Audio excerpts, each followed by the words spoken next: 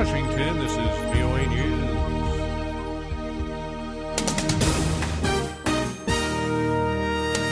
I'm Ray Kouguell reporting. Afghan leaders meet senior U.S. officials near Washington.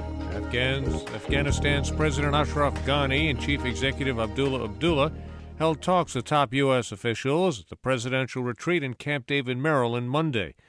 The discussions, which included U.S. Secretary of State John Kerry, Defense Secretary Ashton and Treasury Secretary Jack Lew, were aimed at improving bilateral relations that have been strained by almost 14 years of war. Mr. Ghani said that Afghanistan's partnership with the United States is foundational and thanked the U.S. for giving his country freedom and hope. He also spoke in an exclusive VOA interview. We have mutual interests and are faced with common threats. Given that, we have to create the type of coordination and cooperation that both ensures Afghanistan's national interests and secures United States' vital interests in the region. The new Afghan leader vowed to defeat Taliban insurgents seeking to overthrow his fledgling government. He and Mr. Abdullah will meet Tuesday with President Obama and Vice President Joe Biden. Military forces aligned with Libya's internationally recognized government shot down a warplane Monday flown by airmen linked to the rival Tripoli-based government allied with Islamist militias. Libya's Tobruk-based government said the fighter jet flown by the rival Dawn of Libya militia was shot down in western Libya after it had bombed targets in the western city of Zintan, supportive of the elected government. A Tobruk spokesman said the pilot was killed. Tunisia's prime minister fired 5 police commanders Monday in the wake of last week's terrorist assault in Tunis on the country's national museum that left 21 people dead. Tunisian authorities say the guards assigned to provide security at the museum were having coffee at the time 2 militants gunned down the tourists. This is VOA News. Forces loyal to Yemen's Houthi rebel group appear to have been stopped in their drive south towards the southern capital of Aden. Edward Uranian has details.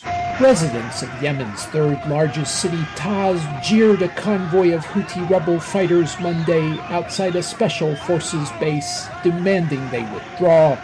The rebels appeared to consolidate their grip on Taz, but were pushed back as they tried to advance further south. A tribal fighter battling the Houthi forces trying to punch through to Aden insisted he and his men would sooner die than allow the Houthis to enter the south of the country. Edward Uranian for VOA News, Cairo. Ukraine again is accusing pro-Russian separatists of violating the ceasefire agreement the two sides signed last month, saying the rebels fired rockets and artillery at Ukrainian military positions in eastern Ukraine. A Ukrainian military spokesman says 6 soldiers were wounded in fighting over the previous 24 hours. NATO officials and European monitors confirm there is renewed fighting. Greek Prime Minister Alexis Tsipras and Germany's Chancellor Angela Merkel held talks Monday in Berlin aimed at bridging sharp differences over Greece's economic future. Mr. Tsipras is seeking short-term financial aid from the European Union in order to service its $270 billion debt to European creditors in the coming months and to keep Athens from falling out of the 19-member Eurozone. Germany and other creditors are demanding that Greek leaders first make and enforce tough spending cuts and implement wide-ranging reforms in exchange for more bailout money. President Obama is calling for free and fair elections in Nigeria this Saturday and for Nigerians to reject the violence that's marred the country's previous polls.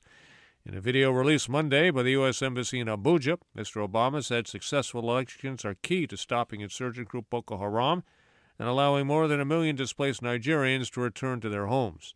Nigerian President Goodluck Jonathan is running for re-election against former military ruler Muhammadu Buhari. Thousands of mourners have gathered outside the Prime Minister's official residence in Singapore to lay flowers and pay their respects to the country's founder, Lee Kuan Yew. He died Monday at the age of 91. The government declared 7 days of national mourning that will end with his funeral next Sunday. U.S. officials say there is no indication that a data breach led to Islamic State's posting on the Internet what it says are the names, addresses, and photographs of 100 U.S. military personnel that it encouraged its supporters in the U.S. to kill. A group calling itself the Islamic State Hacking Division said Sunday details of the service members came from government servers and databases. I'm Ray Kouguell in Washington.